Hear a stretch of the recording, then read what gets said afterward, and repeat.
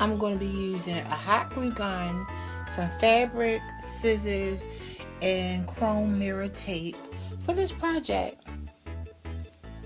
Okay, be back for the next step. I'm going to cut the edges off and use them for shelving inside of the closet. I'm going to do the back of the box with the chrome tape, and we're going to see how each step goes.